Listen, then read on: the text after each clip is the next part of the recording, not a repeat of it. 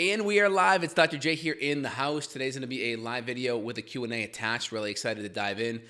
Today we're going to be chatting about using coffee to accelerate fat loss. Before we dive in, please smash that like button. Really helps with the YouTube algorithm. Also, put your comments down below. Let me know your thoughts on the video and your experiences on the topic. All right, let's dive in. So, coffee, powerful compound. I'm sipping some right now. Now, coffee is a double-edged sword. All right, number one, it's a stimulant, so it's got caffeine in there, which caffeine obviously is going to stimulate cortisol and adrenaline, which isn't necessarily a bad thing. And number two, it also has a lot of alkaloids and various antioxidant compounds that kind of trigger a lot of, let's say, mitochondrial or anti-aging pathways, which are very beneficial for aging, anti-aging, mitochondrial stress, etc. So the first double-edged sword is making sure you're not overly stimulated by the caffeine. Some people who have like CYP SNP issues, they can genetically just be more sensitive to caffeine. So if you have a hard time sleeping at night or relaxing, or you just feel too wound up or too anxious when there's nothing to be anxious about and it's tied to the coffee, then you'd want to look at trying a decaf source or even maybe a non-caffeinated tea. That's number one. Number two is we want to not consume caffeine or coffee after the noontime hour. That's important. Now, decaf coffee is 95% caffeine free, so some people can get away with consuming that because there's very little caffeine in it. One cup of coffee's got about 100 milligrams of caffeine, so when you're doing decaf, you're getting about 5 milligrams. So not consuming it in the afternoon hour. Number three is when you consume coffee on a fasted state, ideally waking up, it's going to mobilize free fatty acids, which are really, really great. It's also going to mobilize a little bit of glucose, so you can utilize that glucose for fuel as well. And it's also not going to spike insulin that much, which is really nice. So it allows you to start burning some of that fat for fuel right away. Now, if we add a little bit of butter and or MCT oil to that coffee, number one, it's going to time release the caffeine. So the caffeine's going to hit your bloodstream and it's going to be packaged up in this like wonderful magic carpet caffeine ride where it's not going to hit your blood all at once because the fat is going to time release it. So you don't get a big spike like you would with an espresso shot, for instance. Number two, you have a lot of fat-soluble vitamins and fat-soluble vitamins primarily in the fat. If you're using like high-quality ghee, you're getting lots of carotenoids, maybe vitamin K2 as well if you're doing butter with that as well. If you're doing MCT oil, you're going to get lauric acid, capric acid, caprylic acid. You're going to get, the other one there is monolauric acid. All those really good fatty acids, C6, C8, C10, C12, medium chain triglycerides are going to be amazing. They have antimicrobial benefits. They're going to help provide a lot of precursors to your ketones. The key is you don't want to consume too much fat because the fats are going to provide ketone precursors, which are going to, one, be very appetite suppressing, so you're going to feel very satiated. It's going to knock down your cravings. It's going to stabilize your blood sugar as well. But we don't want to consume so much fat where we're not burning our own fat. That's kind of like the magic buffer zone when we go keto. You can easily overdo kind of a keto or a keto strategy by just over consuming fat, right? People say, well, fat does not have an insulin response, which is relatively true, but fat still has calories that your body has to process. And so it's important that if we're consuming a lot of fat, we want to consume just enough fat so we feel satiated, right? Once you feel satiated and you overdo it, maybe too much, unless you're more active throughout the day and you're lifting and you just have a higher metabolic rate because you're moving around a lot, you may be able to deal with it. But if you're more sedentary, try to dial in your fat consumption in regards to when you feel satiated. Once you feel satiated, then you want to cut back on that fat consumption. Really important. And of course, the double-edged sword, when you consume fat, we want to make sure the carbohydrates are not there. The carbs are going to stimulate insulin. The higher that insulin is, the harder it is to burn fat for fuel. All the lipolytic enzymes that we make when our insulin is low start to get reduced when our insulin goes up. So it's a seesaw. Lipolytic enzymes like hormone-sensitive lipase are high when insulin's low. So the more we stimulate insulin through excess protein, but primarily it's going to be through carbohydrates, and the more refined and inflammatory the source, like grains, the higher it becomes. Of course, high fructose corn syrup as well is derived from corn. So the more we bring up that refined sugar and processed carbs, the more the hormone-sensitive lipase and the lipolytic enzymes go down on one side, and that also increases the insulin over here as well. They're on a seesaw. Hormone-sensitive lipase, lipolytic enzymes here, insulin low. As insulin comes back up, those enzymes drop down low. So it's a double-edged sword. Once you understand that mindset, it totally makes sense. So when you're consuming coffee, you can utilize the free fatty acid mobilization. You can utilize a little bit of a glucose spike while not jumping up or not punching up insulin too hard. And by avoiding a lot of carbohydrates in that morning and trying to get a 4 to 6 hour window of not potentially eating and doing a little bit of movement, or you can even do a post-workout or pre-workout. Pre-workout's probably even better. You're going to really supercharge your metabolism and you're going to burn a lot more fat. That's super key. A lot of good anti-aging pathways that are activated there, whether it's the sirtuin pathways. There's a couple other pathways that could be activated. mTOR, if you're not going super high on the protein as well, you're going to be stimulating mTOR pathways. And then on the amino acid side, I'm typically adding in some collagen into the coffee as well, just because of the fact that when you do stimulate gluconeogenesis, right, and you do increase the cortisol and the adrenaline a little bit with that, I want to make sure my body is not enticed at all to burn protein from muscles. I want a little bit of protein already in the bloodstream. Therefore, the body is less likely to want to scavenge any amino acids from the muscle tissue because there's already amino acids in the bloodstream. And you get that with really good collagen amino acids. The ones that I manufacture use proteolytic enzymes, so it blends and meshes really well in the coffee. Doesn't have like a bitter taste at all. It doesn't have any of the sulfuric acid with it or any of the other. The chicken and egg tend to not be good at all. The beef tends to be the best when you're blending it with a coffee or tea. So very helpful off the bat. So kind of recap, if we're doing coffee, ideally fasting state before noontime, time release it with fat and protein. Make sure you don't put too much fat. A good half a teaspoon to a teaspoon of, I'd say a half a tablespoon to a tablespoon of MCT oil is great. A tablespoon of grass-fed butter or ghee, if you're more casein or lactose sensitive, is great.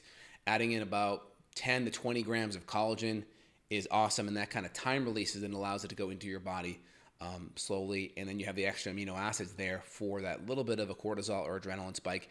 And who is it not for?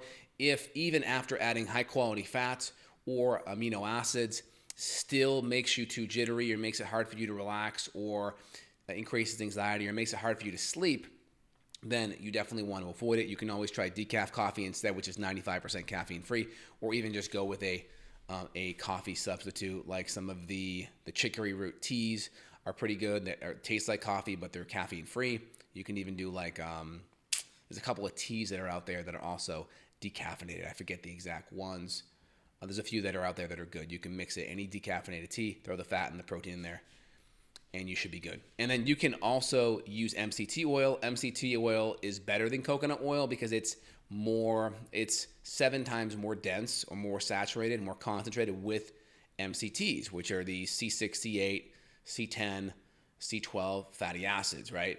Capric, caprylic, caproic, and then monolaurin or lauric acid, right? So it's just more dense. You can do coconut oil. The problem with coconut oil is it does not blend as well, and it's going to be a solid at room temperature. You can do it. MCT oil, in my opinion, just blends better and is more concentrated with MCTs. All right, cool. Let me dive in, see if there's any questions that you guys wanted to chime in on the topic or around it. All right, what are some good sources for studying real nutrition and or functional medicine? Any books or courses you can point me to? I will have a course coming out, at least on thyroid, and then a professional course for practitioners at some point in the future. But in regards to studying real nutrition, I mean, you can just get a good foundation through a lot of the paleo nutrition books that are out there. You can look at the works of Weston Price. Just have a good grasp on real whole foods. If you can understand that, that's a good foundation. Old foods don't cause new disease. So if you understand the foundation of eating and foods and you understand the inflammation impacts that food have, which food tend to be more inflammatory or not, what foods tend to have more anti-nutrients or not, what foods tend to be more nutrient dense or not, and then of course understanding food quality through organic sources and through hormone-free antibiotic sources. And then also going back on the coffee side again, coffee has a high amount of pesticide residue and or mold residue, so make sure you're choosing high quality sources. I try to choose mine organic coffee, shade grown. I tend to choose sources that are going to have, not as much mycotoxins in them. There's a lot of good coffees that are out there that are just higher quality. At least look for organic first. That way you're going to have less pesticide residue on them. All right, excellent. And so in regards to the books that I mentioned, Weston A. Price is a good foundational book, just understanding how modern diets have really caused a lot of devastation. And looking at the refined sugar, the processed vegetable oils are all going to be a stressor. High quality saturated fats, high quality fat soluble vitamins, coconut, good fish oil, palm oil, coconut, avocado oil, good monounsaturated fats, cold pressed olive oil. All these are really good foundational nutrients. And then outside of that, there's like Functional Medicine University. There is a lot of good YouTube channels that you can take a look at. Dr. Berg has a decent one. There's a couple else that are out there. Obviously, Chris Kresser has some good blog stuff. A lot of people that are good resources. And just the key is apply it. Apply it with yourself. That's how you own the information. Matt writes in this topic, something I want experiments with. I utilize cacao at 1 tablespoon daily, 12 milligrams of caffeine. It worked, but coming off of it, I experienced 2 weeks of depression, possibly from the norepi. Yeah, so did you try it with fat, though? Did you try it with fat? If you did it with fat or you did it in a coffee, I'm curious to know if you still had an issue with it in a fat source. I find that people do much better when there's fat present. If the fat was there could just be a genetic issue where you cannot handle that fat. So we'll keep that in mind.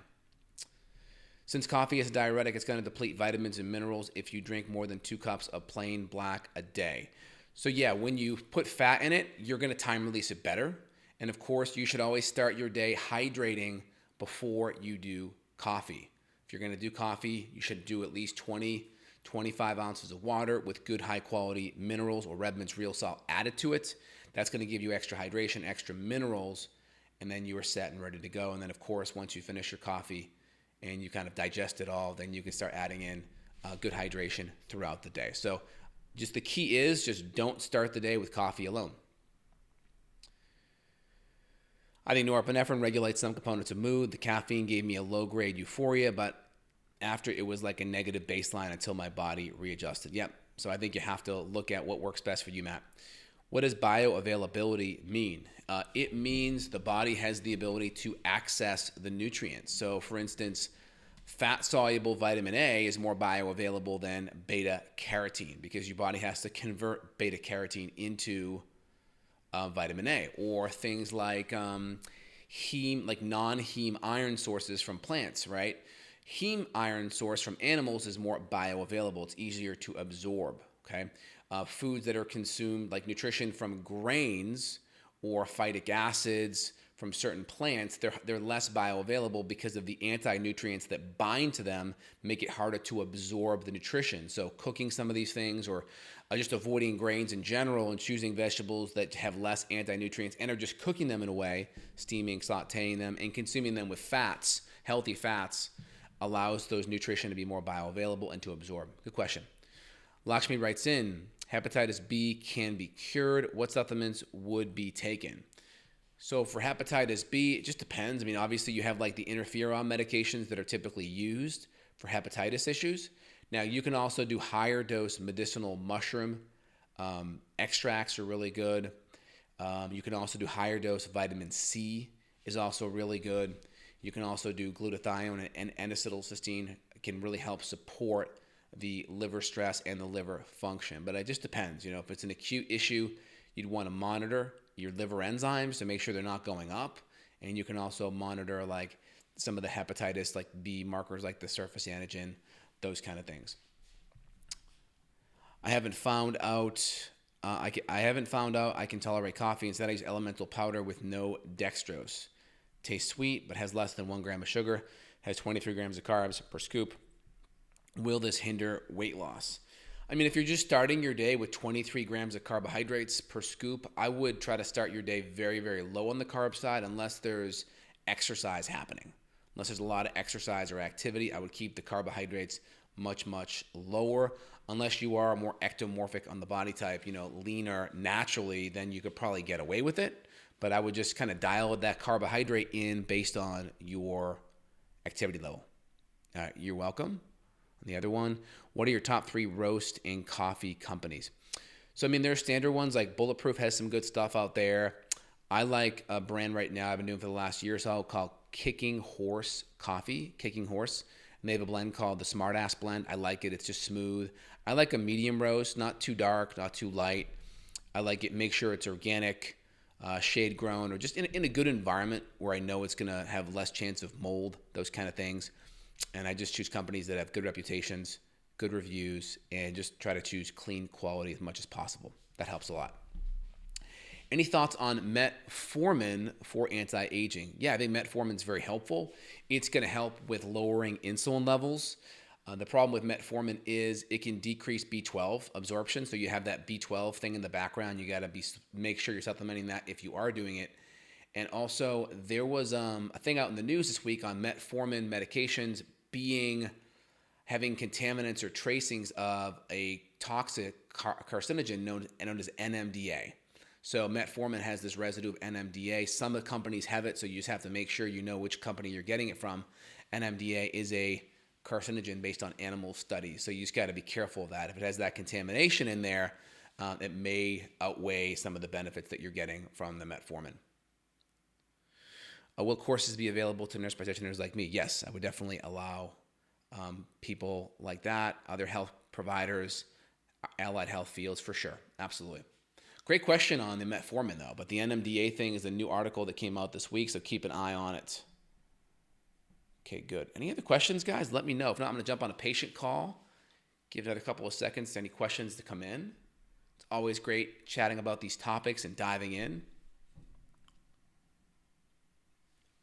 So I tend to do like 20 grams of collagen in my coffee every day. I tend to do about a tablespoon of butter and a tablespoon of coconut oil. Super helpful for me. The MCT oil makes it more creamy. So when you add the MCT and the butter together, there's a creamy aroma that just magically happens. So from a flavor standpoint, what MCT and butter does together is absolutely amazing. Today, I ran out of MCT oil, so I just used a little bit more butter, and it just wasn't nearly as good. So MCT and butter just totally make it just the perfect tandem. You are welcome, Claudia. Excellent. Very good. All right, guys. So in general, just kind of recapping everything, coffee can be a powerful, I call it a superfood, but if it's not for you, don't worry about it. Go work on fixing the adrenals, make sure your mineral levels are good. Start your day off with some extra potassium and some celery juice, get some Redmond's real salt, hydrate well, kind of get your stress under control, get your adrenals supported and tested. And then if you want to come back and try it down the road, that's cool. Start off with some decaf or maybe even a half and half decaf and regular coffee. See how that goes before you work your way up. If you're traveling and need to get coffee on the go, best option, Starbucks, Dunkin's, just black, of course. And no, it's not ideal. Yeah, I mean, when you're traveling like that, just try to do your best. I mean, I personally like Starbucks. I'll do a little bit of Starbucks coffee. I only do them for iced coffee because iced coffee is just a pain in the butt to make. Unless you're doing an Americano style, it's really difficult to make. So I'll do Starbucks. I'll typically do 1 or 2 times a week on the weekend. I will do a decaf iced coffee because I love the taste and I like the fact that it's hard for me to get a iced coffee. So yeah, just do your best on that. If you have access to like a local coffee shop that has a higher quality coffee, definitely go there. If not, just do your best. Can you do a podcast on RA, family members getting skin symptoms and doctor thinks it's RA? Done some podcasts, I think, on autoimmune topics where RA has come up. I think it's some of the joint podcasts. But yeah, in regards to RA, the foundations are going to be look at the gut, look at the hormones, get on an autoimmune template for sure. You can do some objective testing, whether it's, bilateral joint pain, you're going to know if it's swollen. Typically, that's autoimmune. If not, you have your ANA markers, you have your RA latex or your HLA-V27 or just elevations in CRP and SED rate, which is ESR. Those can be good markers to kind of assess what's going on, but you got to get to the root cause for sure. Do you prefer MCT from coconut or palm? I'll do it primarily from coconuts. I think there's a higher amount of MCT oil from coconut. Recently had a GI map done. Everything came back normal except bacterial flora is low across the board. Any thoughts on the underlying cause? Well, if your digestion is doing good, I would just work on adding more prebiotic fibers in and just keep the good, healthy probiotics in as well. Okay, can you tell me why I have an elevated CK level? They average between 300 to 450. I eat healthy and live healthy lifestyle.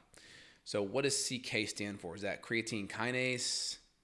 What does that stand for? Let me know. I want to just know for sure on that. Or creatinase, creatinine. SIBO symptoms, candida symptoms, though candida didn't show up in GI map.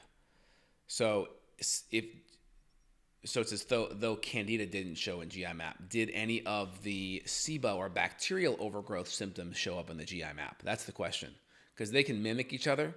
So if there's clinical symptoms of candida like seborrheic dermatitis or excessive dandruff or tinea versicolor rash or jock itch or athlete's foot, then we would topically address it, but we'd also add some herbs in there to knock down any potential candida that could be missed. On an organic acid, we may even run diarabinitol, which comes with it, so to look at candida systemically. But it's possible that SIBO and candida could mimic each other. It's possible. Great questions. Have my genetics checked, and I'm a slow metabolizer of caffeine or coffee. We'll keep trying coffee options. I heard Purity Coffee we'll try. Starbucks makes me agitated. Yeah, Starbucks is just there's a lot of caffeine in Starbucks, a lot. So if you are going to get like a Starbucks coffee, I recommend if you're going to get a caffeinated one, get a medium and then have them add like 2 or 3 ounces of water to it to dilute it down. I never do Starbucks coffee caffeinated. It's just too strong. I always do it decaf. You're totally welcome. What do you mean shade-grown coffee? What's the purpose? It's just, from what I understand, the shade-grown coffee is going to have less chance of mycotoxins. A lot of times you see them, Central American shade-grown is kind of a big advertising thing that they put on them. There's a couple of big farms down there that do that, and they say there's just less chance of things like mold and such. But my thing is, find a good brand that people talk about, people rave. People that have mold issues or are sensitive, they talk and they're going to say what brands they tend to feel best on, and just kind of look at some of those forums online, find a couple of brands that you like, and then go with that. How can I lower my CK levels? Yeah, so you asked me that same question earlier. I'm not sure on what CK means. Is it creatine kinase? I don't want to assume what you're talking about and then not address the right issue. So if you let me know what CK means, I can help you. Okay, excellent. On the MCT oil, is it better for liquid or powder? Well, it's going to be better, in my opinion, on the liquid. Powder's still going to be okay for travel. It's still going to be fine. But in general, liquid, I think, is going to be the best way to do it, just because I think it's less processed in the liquid form. To make it a powder form, I think it has to be a little bit more processed. But I still think if that's your best option, that's your best option. I put a little bit of MCT oil powder in my True Keto Collagen drink that I have, just a little bit in there, because it's the only way you can get powder. The only way you could add MCT to a powder already is you need to have it on a liquid form. So it's a good compromise for sure, but I'll always choose like liquid first. Can you do a podcast on the idea of Dr. Sinclair of Harvard regarding longevity? So I repeat myself, that Metformin, mTOR pathway, resveratrol got me big. Very curious about your thoughts. Yeah, so in general, so just the question is very broad. So in regards to longevity, the big thing I would highlight is all the things that I mentioned: keeping insulin under control, getting some movements, keeping muscle mass up, all those things. And then regarding creatine kinase, that's an enzyme, and it just depends. That's typically not going to be a test on a conventional blood panel. Usually you're going to see creatinine, you'll see like BUN, but typically creatine kinase is going to go up when there's protein breakdown. So if you're over-exercising, that could go up for sure and cause an additional breakdown. If you're not absorbing protein and you don't have enough protein coming in, and maybe there's extra stress and we're not having enough building blocks to replace the protein as we're breaking it down, that could also be the reason why. A lot of potential reasons need to individualize that. Miranda writes in, love your free content and your comment the meter. Thank you for your knowledge bombs. You're welcome. Hey, thanks, Miranda. Appreciate it. Riley writes in, when taking heavy metal clear, would your detox aminos be beneficial? They definitely would. I mean, the detox aminos are going to have all those sulfur amino acids in there. The heavy metal clear will have some, but it's going to have more of the chlorella. It's going to have more of the modified citrus pectin, so it'll have some binders. It'll have, I think, a little bit of selenium, a little bit of ALA. It'll have a little bit of, I think, reduced glutathione. But then you can always add in extra sulfur aminos, and you could always add an extra charcoal if you needed with it to help as well, just to kind of bind things up. All right, y'all, hope this video was helpful for today. If you enjoy it, put your comments down below, give me a share, and hit that thumbs up, and make sure you smash that bell to get notifications of future content coming your way. All right, y'all, have a phenomenal weekend and Friday, and we'll be in touch. Take care, y'all. Bye.